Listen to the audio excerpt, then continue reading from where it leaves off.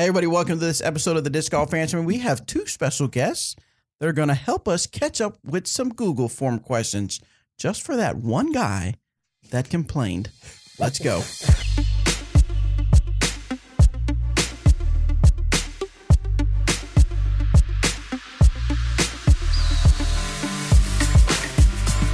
Hey, everybody, this is Bobby Cool, Daddy Slick Breeze, and I'm with me, Eric, the other Eric Oakley. Nice. Yes. And Tina Stanaitis. Bobby's the only one that knows my real name. Tina Bobina. How are you guys doing? Eric, of course, Eric and Tina from Well Pants. How are you guys doing? Real good. Yeah. Good. We're here in Emporia, so we're always stoked to be here, and we get some cool things happening. Hanging out with some of our favorite people. Yeah, it's been really good. Don't pull a Zach. Make sure you talk into the microphone. Okay, I'm trying to. He's loud enough. I just didn't know if I was. I shouldn't make fun of it. Now I feel bad. Did you see his fake Facebook post? I know. Yeah. He was in a car accident. He seems to be okay. Totaled his car, but I guess he's okay. Yeah, Leave it to Zach to be the most positive person ever about it. Totally. Completely. He said he totaled his car and their the other car. guy's car. But neither of them got hurt. So thankfully positives. they're okay. But Always he had that vehicle for what, a week? 1 week. Yeah. Just bought it. Bummertown. Population, Anyway, Zach Melton. So you guys are here in Emporia, Kansas. Eric Oakley played the Monkey Island Open. You guys are here for a little while to get some stuff done. Are we allowed to say what the big thing that's being done? Yeah, let's do it. So, of course, if you follow Whale Pants, you know that they live in their RV, live in #RV life. Loving it. We worked it out. We're going to get a nice DD wrap on there. Oh, yeah. It's going to look sexy. It's going to be so sweet.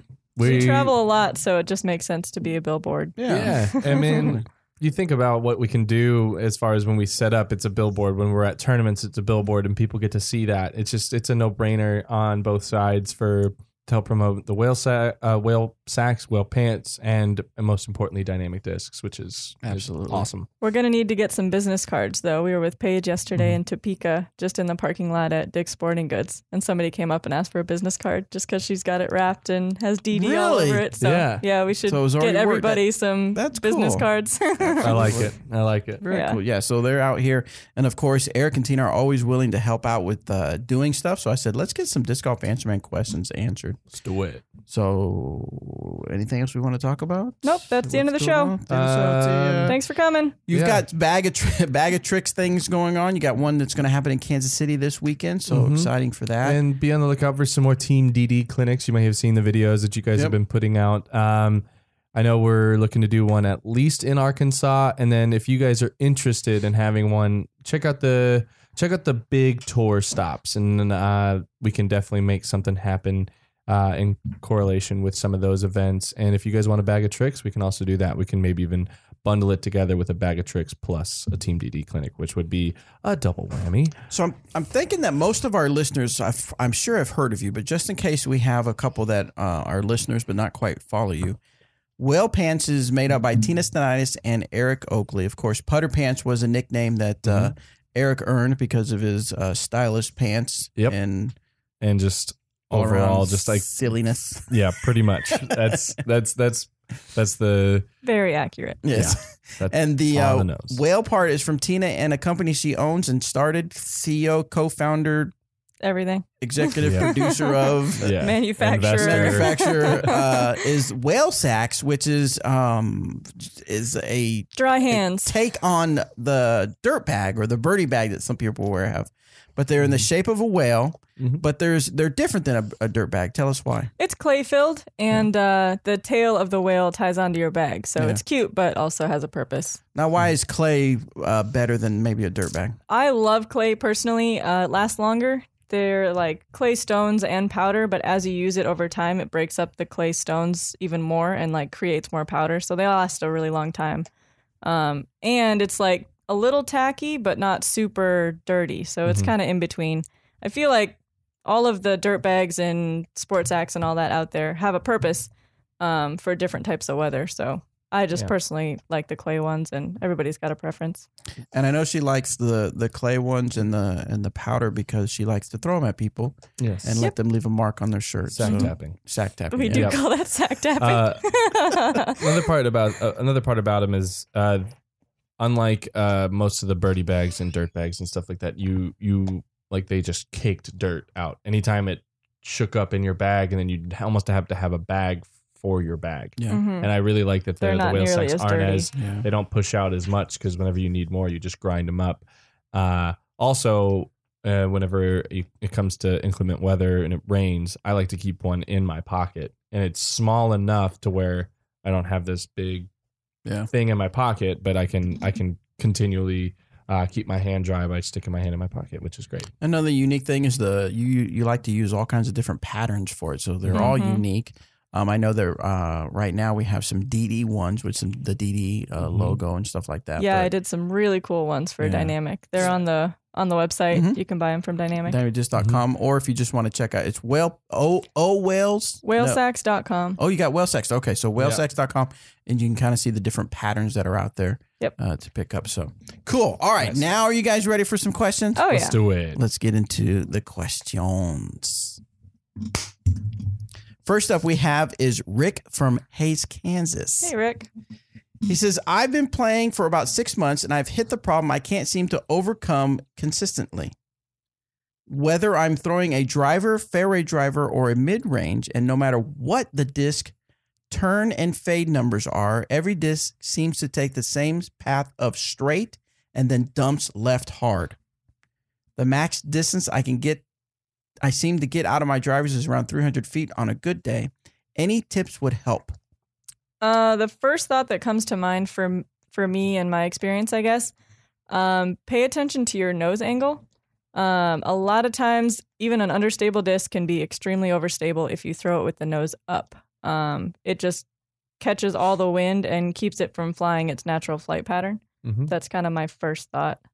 The other thing I could think of is checking the stability of the discs by maybe you are trying to throw by the numbers, but go off of other people's reviews and get comfortable with your slower discs, because those will show you the turn that you might be looking for and that full flight that you might be looking for.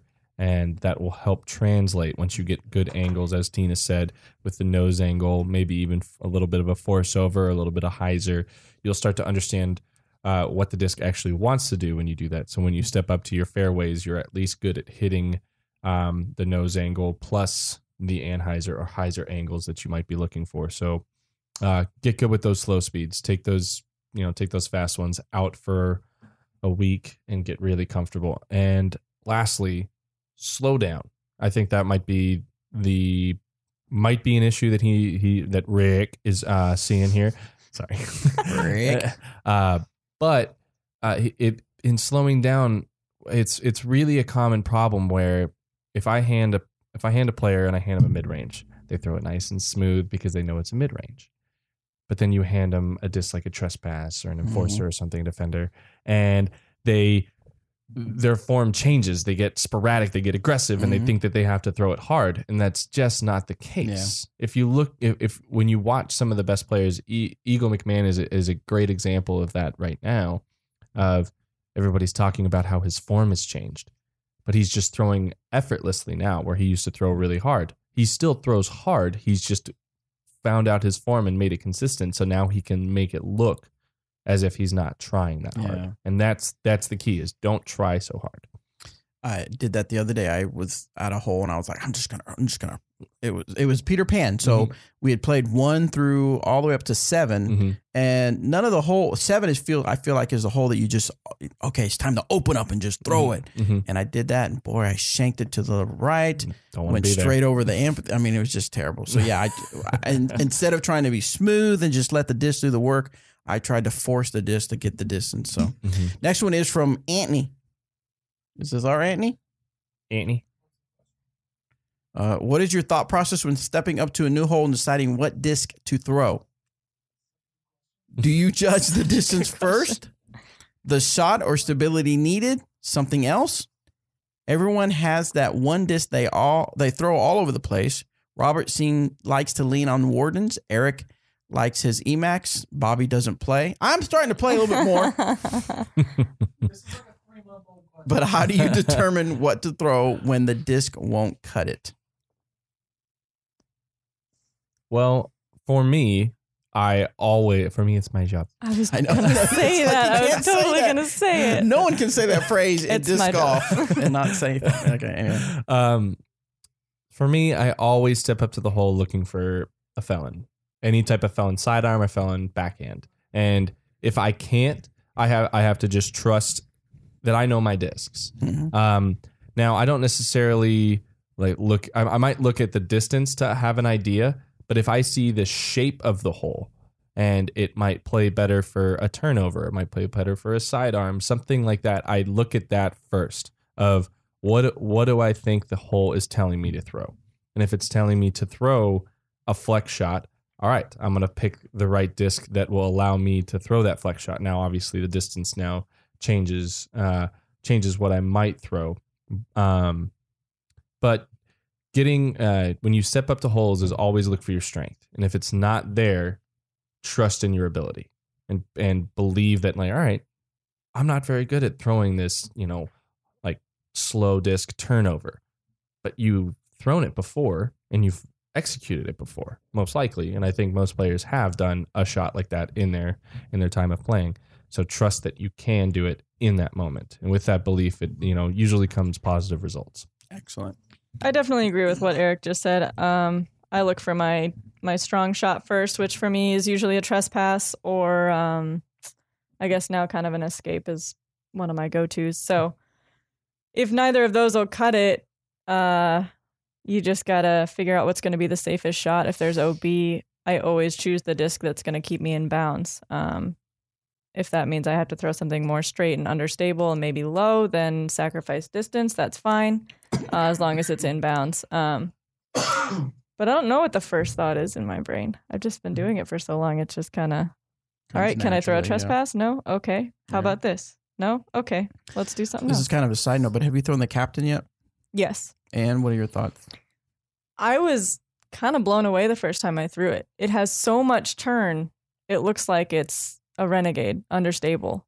But when it fights out of it, it dumps like a defender. So it's got like both crazy stability and crazy understability, which translates to distance. So I'm super excited to get back out and throw that. My left arm can't quite handle it. I'm only throwing Furies right now. Yeah. So the reason I asked is the captain, of course, is one of our new molds coming out for this year.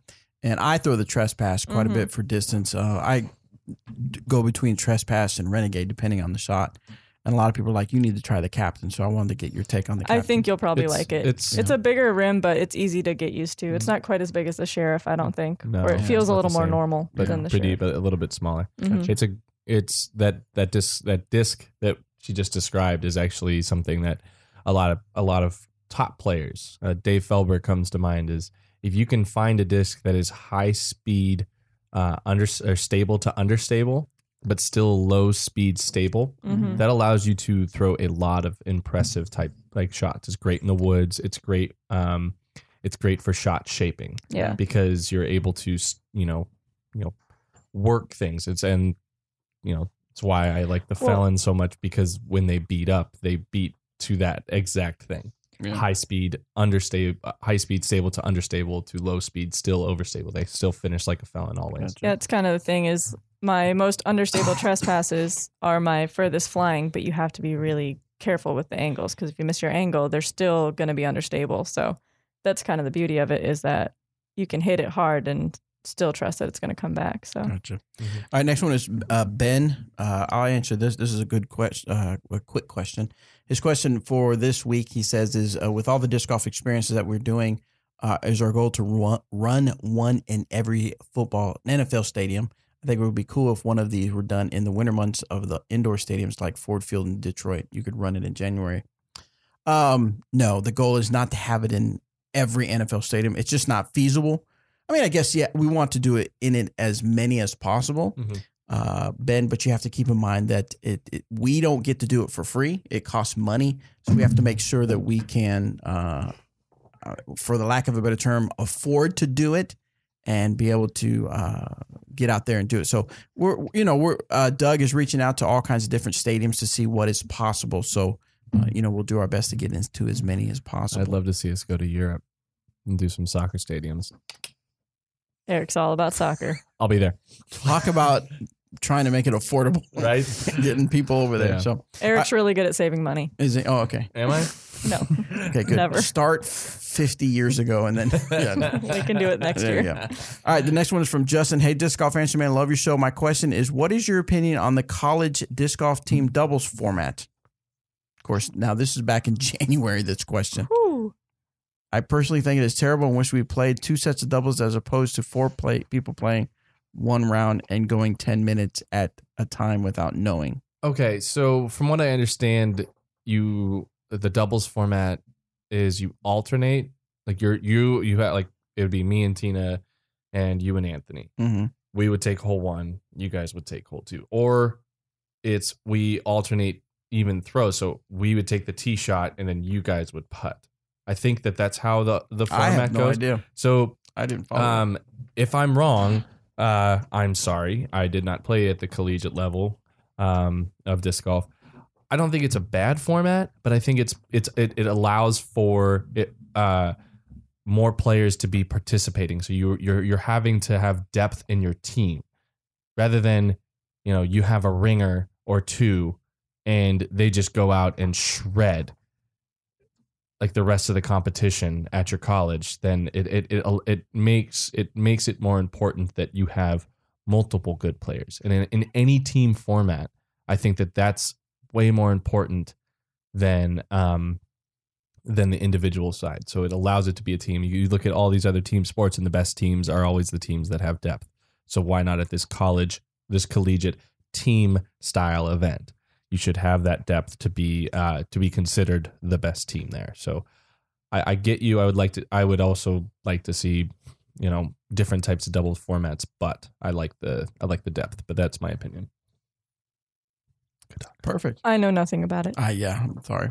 All right, this one is from Matt. I just started playing in May. Of course, this question is from January. So I've progressed a ton since then and love the game. I've recently started having a problem with my release. I'm either letting go too early or too late, way too often.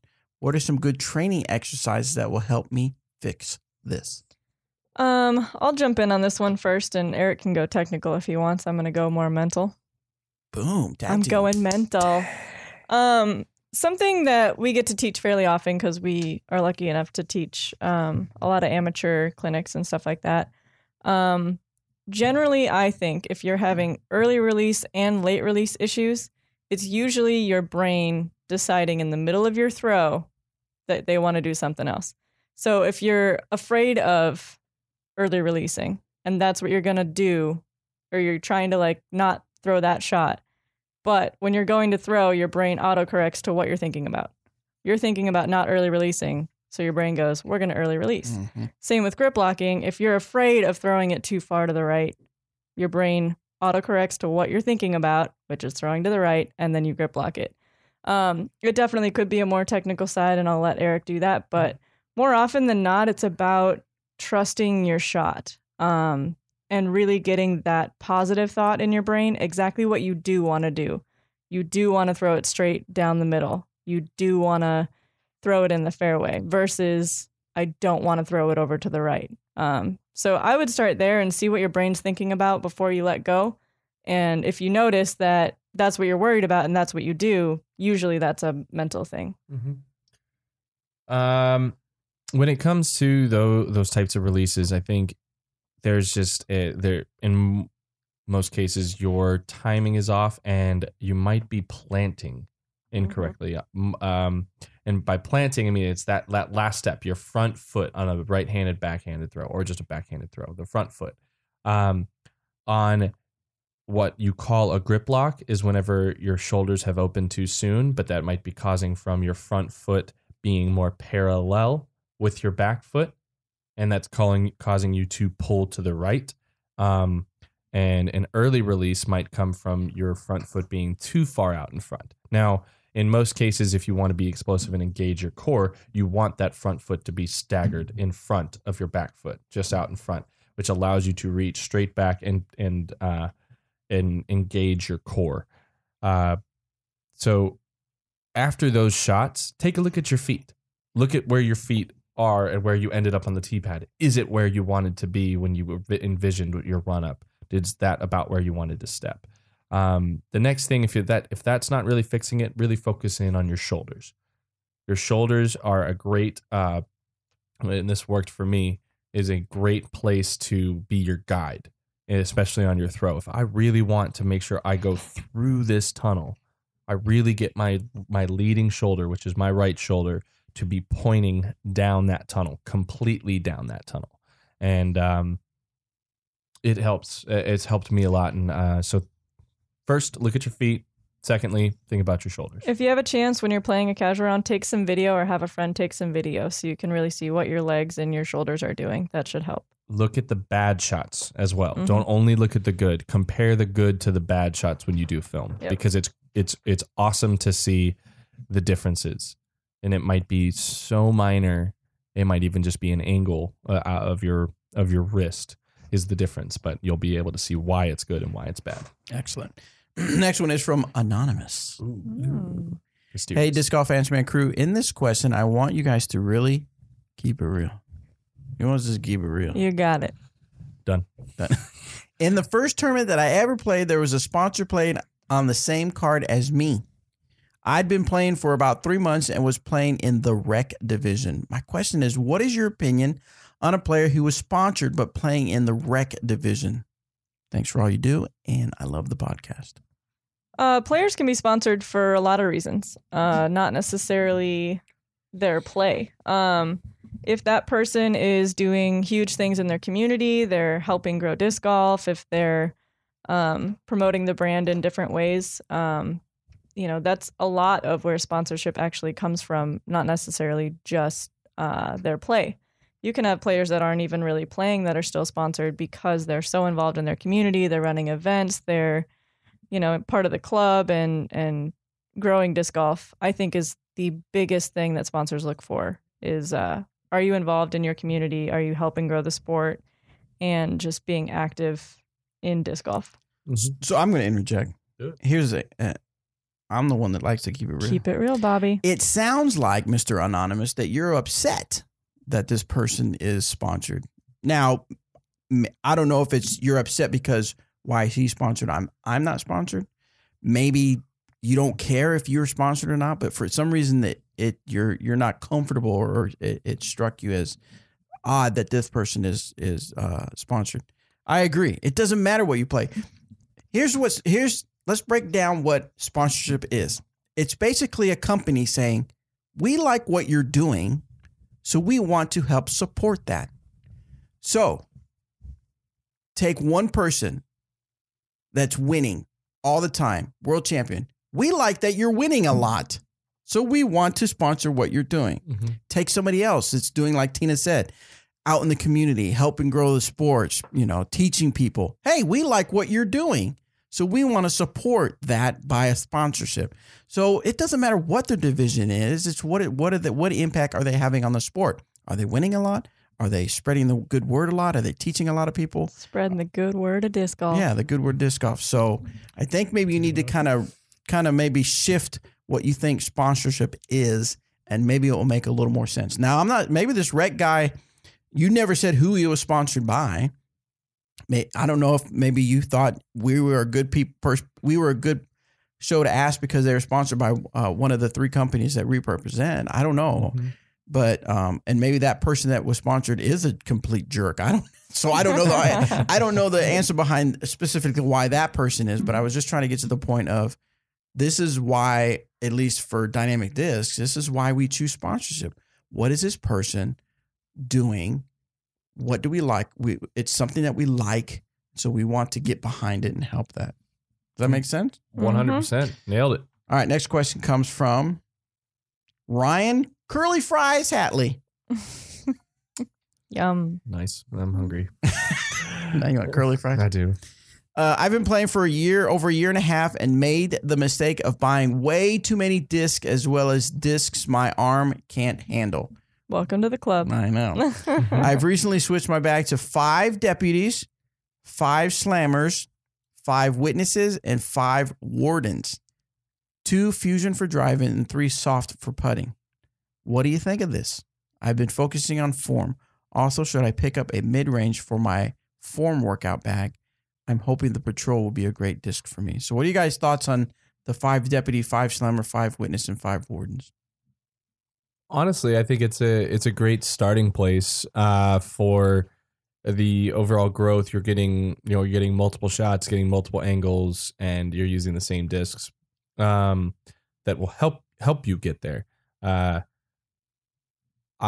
would almost say it's not as important to be so structured when it comes down to it, especially at the beginning stages, because you're in your growth of disc golf, and exposing yourself to more discs is a good thing. So what you did was fine, but maybe you bought the fast stuff, you bought what the pros were throwing, and that wasn't right.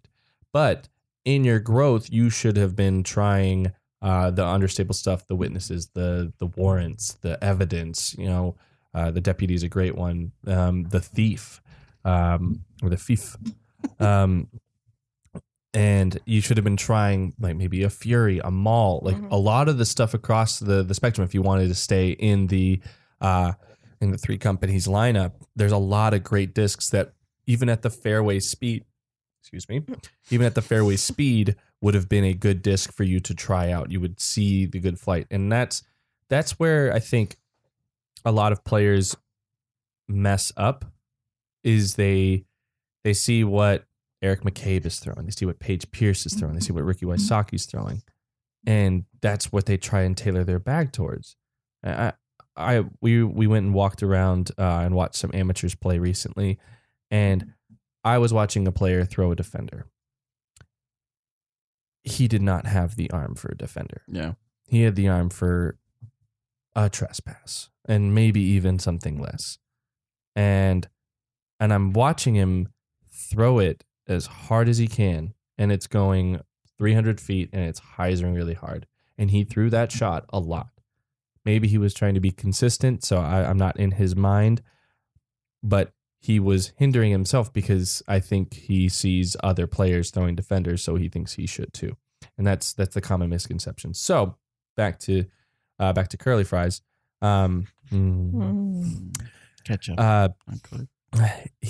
You're in a good place. You're learning. You're trying to get your form down, but don't be afraid to bump it into that fairway range. And yes, a Patrol is going to be great to add that to that lineup, but I would also suggest a Warrant. Tina can tell you about it. She loves that thing. I do.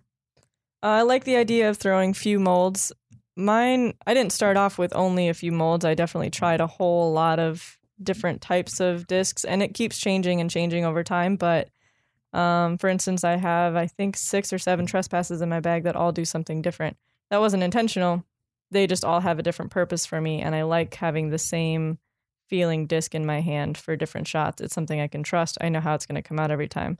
But don't limit yourself either. I love that you noticed that you bought some stuff that was too beefy for you and went the other way with it. I love that. But don't be afraid to try some different stuff. This one's from Cody. I like to play around in the mornings before work in the summer. It's the perfect way to start a day, and there's never anyone out at 7 a.m. I feel I get my best practices doing this with so few distractions. My question is, since I go to work straight from the course, there isn't time to take my bag home. I've heard it's not good to leave discs in a hot car. Do you feel this is true and will affect the flight or longevity getting too hot? Thanks for this response and all you do for the sport. Nice. That was written weird. I know. I know. Read them exactly how they're written. So having lived in Texas for a while, I always did pull my bag inside for the most part. But as long as your discs aren't sitting awkwardly in your bag to where they might mold and shape, and they might change and like get a crease or get like a bend in them, you should be okay. These discs are made to be in, adverse conditions for the most part. Obviously, if your car heats up and it, is, 212 degrees, then everything's going to melt. Right. But doubt that that's the case. It shouldn't change them enough to, and if at all, I would imagine, because the plastics that we're using are high quality plastics and they're made for these types of conditions. I mean, if you can, bring it inside, put it under your desk if you have that option. If you have, but I don't know if you do, and that wouldn't be the worst thing. I think in more casual rounds, that's probably something really, like you said, it's not going to change it that much to make it a big effect. But I will tell you, if it's tournament day, I would suggest, like, let's say it's going to be a little cooler overnight. You don't want to start your first round with some cold discs. Yep. So definitely don't leave them out in your car to get nice and cold, because then they are going to be stiff, and then you're going to have your hand grab a cold disc. And then, if you don't have time to warm up or something like that, that'll be something on your mind that shouldn't be on your mind. Totally. So yeah, definitely before tournament day, kind of think it through and make sure you have your discs ready to go. It's a great point. This next question is from Vito. Hey, fellas, thank you for everything that you do for us common disc golfers. My question involves furthering one's game via sponsors. I like to play a lot of tournaments, mostly C tiers, which is he likes to play intermediate to advanced, 2 to 3 tournaments a month. I was wondering what one could do to sort of get some smaller sponsors. I'm not talking about anything crazy, but I see some people get sponsored by bag companies, disc retailers. How do they go about getting that done? P.S. Westside Discs is my favorite company. Wink, wink. So that's a good question. You guys, when you guys started out, playing disc golf, how did you go about getting sponsors? Go ahead, Eric. All right. He just cried and cried. No. Well, I have both sides of it because I also own a company that people ask for sponsorships all the time. So. That'll be a good perspective. Yeah. So what are your thoughts, Eric? So if Tina mentioned this a little bit ago, it's not only about how often you play. It's not how often, how well you do in those events. It does help. Now, sponsors aren't necessarily going out and looking at every tournament who won an intermediate? Yeah. Who won advanced? They rarely look at that. So that you're not helping yourself with the tournament stuff. But when it comes to getting those smaller sponsors, is give them a reason. What can you do for them? That is the biggest thing that I think is a misconception of sponsorship is if I were to come to Dynamic Discs, saying me, and I were to say, well, what are you guys going to do for me? What am I going to get?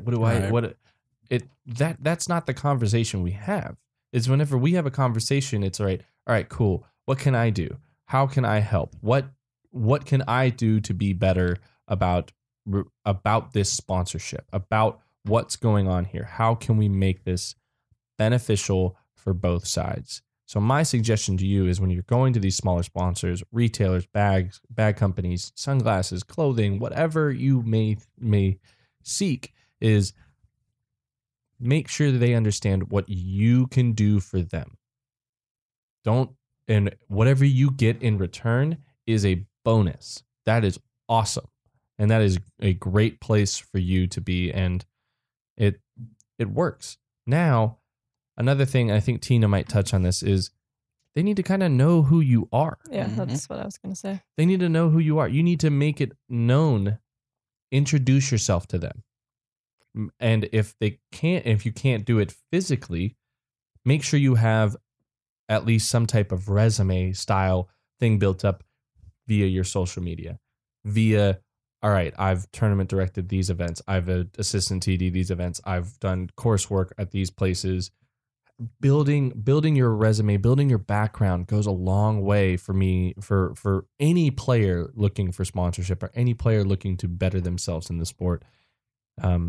It makes you look more professional, and that's the end goal, and that's what gets you those sponsors.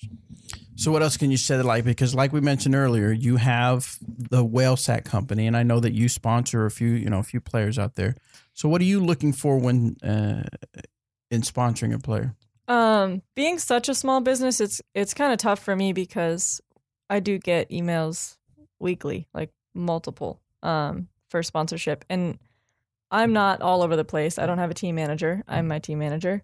So anyone that is on the team, I take care of directly. And I also want to keep a like-minded group of people, very much like Dynamic. Like, I want to meet that person and make sure that they have a good attitude and they, you can get an email from somebody. And I know that sounds really tricky, but from a very small business standpoint, which I would be definitely a small sponsor, I really have to meet my team members, and that's kind of sucks for some people. But if it's really important to you, like, make an effort to find an event and go reach out and meet the people that are in charge of the company and stuff like that. But like Eric said, I love getting a list of things that you're involved in, how you help with your community, what you're doing to grow, what you want to do to keep growing disc golf, and just what you have to offer. That seems, I guess, like a no-brainer, but the tricky part for me is I really need to meet the person that I'm going to put on my team. It seems like a no-brainer, but how often have we read, sponsorship requests where it's, like, oh, well, if you give me some stuff, then I'll do this, I'll be better. And it's, you get those types of, and these are the lower end ones that we get. There are some great ones that we do get, but it's I just think it's not as much about play as people think it is. Yes. It's more about personality, how you interact with people. Because if I meet someone and they're mean to the people on their card mates, they're rude to their, the TDs, they complain about everything, behind the scenes. Maybe online they seem like a nice person, but if that's who they really are, I don't want them representing Whale Sax. I don't want people thinking that, Whale Sax has anything to do with negativity and being rude and stuff like that. So it's really more about your personality, how people love you in your community, and stuff like that. Yeah. And I've said this before, but I'll say it really quick. If when you're playing disc golf and you start really get involved and playing a lot more, if sponsorship is your motivation to play better, then you're looking at it completely wrong. Right. Sponsorship should be the not afterthought, but the icing. It's a bonus. Bonus. It should be the consequence of doing good things. Right. Mm-hmm. So. Right. Next one is from Andy. Hello, disc golf answer. Well, he says man, but in this case, and woman. Thank you. Mm-hmm. I've been playing about 10 years now, only the last 2 being serious and competitive. I was just curious if one of you have ever misthrown your intended line, but it turned out to be a really great shot, maybe even parked, and still felt disappointed in yourself. Even though your group is over your shoulder saying, nice toss, you don't feel the fulfillment you normally would throwing a worse shot that was at least on the line you intended it to be on. And I would have to say, like Eric said, absolutely. So many times I've thrown it and someone will say, oh, dude, nice. And I'll be like, that's not even close what I was trying to accomplish. Yes. And usually I'll walk off the tee pad with giant eyes like, whoa, okay, well, that worked out. Yeah. Whoops. That it happens more often than you think. Yeah. And even at the pro level, it's pretty common. Now, the one thing that you have to be able to do in these situations, and it's taking advantage of that opportunity. Yeah. Mm-hmm. If you walk up and you're thinking, man, I shouldn't be here, and I got so lucky, all this stuff. Capitalize. You're probably setting yourself up for failure there, where you're like, all right, cool, this is awesome. We're in a good spot. Let's make this putt. You get yourself in a good place. Now, you have to take those, and you can't let that missed line affect the rest of your round. You just got to be, whew, all right, sweet, let's go roll with it and capitalize, and understand why it was bad, and be like, all right, well, I can make that correction on the next shot that might be similar, or the next day, or when the next tournament you play. You know what you did wrong and how to fix it. Yeah, try not to think about how you got to where you are. If you're in a good spot, just take advantage of it. Excellent. All right, we'll do one last question for this particular episode. This one's from Barry. My question is, I'm a spin putter who is trying to find a very straight flying putter. Most of my putts, especially from the circle out, come in on a hyzer. I try throwing very flat and straight, but they still tend to hyzer. I start off using the super soft Judge and liked it, but it hyzered too much for me. I now use a mega soft Swan. It flies a little straighter than the Judge, but wondered if there's another putter in super soft plastic that will fly straighter than the Swan. Super soft, huh? I don't know. I know that we're gearing to come out with the soft Deputy. Now, it's not super soft, but it's going to be the classic And that's soft. a super straight flyer. I threw Swans before, but the Deputy I think is even a little more understable. Yeah. And really, really straight flying. I think you'd love that. And also, the soft plastic in most cases makes more of the discs a little bit more overstable. So Does it? bumping from that super soft to a soft, if you like that softer feel, might be a good place to start. The other thing we just worked on this a little bit is when we play catch, because what might be happening is that he doesn't have the natural spin. Like he thinks he's spinning it really well, but he's not getting that extra wrist action and getting the disc getting those revolutions and rotations going to allow to keep the disc on the line. Eric McCabe is a great example of a fantastic spin putter, and he has a lot of action whenever he releases the disc, and you see it, and he keeps them really straight. Another thing is that nose up is really good because it helps. The disc is kind of stalling as it flies. That should help keep it on that straight line. So I would be a little suggest more of an advanced tip because realistically, if the nose is up, it's going to make it more stable. So take this with a grain of salt because I think the spin part is probably the most important. I agree. Yeah. Especially like a good way to practice. In the wind, you need more spin on your disc for it to fight the wind better. So if you have a chance to go out when it's windy, do that and spin it as hard as you can at the basket. It should fly super straight. And if you have less spin, it gets manipulated by the wind a lot more. So it's kind of a good judge of if you're getting enough spin on it. But like Eric said, playing catch, try to just use like your flick motion with a understable like aviator or not a flick motion. Just what she means by that is a wrist flick, not a sidearm. Sorry. No, you're like good. the spin comes from just your wrist, not your whole body. It's something I've had an issue with, and the more spin I can get on the disc, the straighter it goes. It's a very old school frisbee style of technique, and if you've a lot of players who come from ultimate, they have that ability because an ultimate disc wants to be spun, where a disc golf disc, they naturally will spin themselves a lot easier, and they kind of move in that way. So yeah, practice playing catch. Latitude 64 bite is what we use a lot. The aviator, we take that out as well.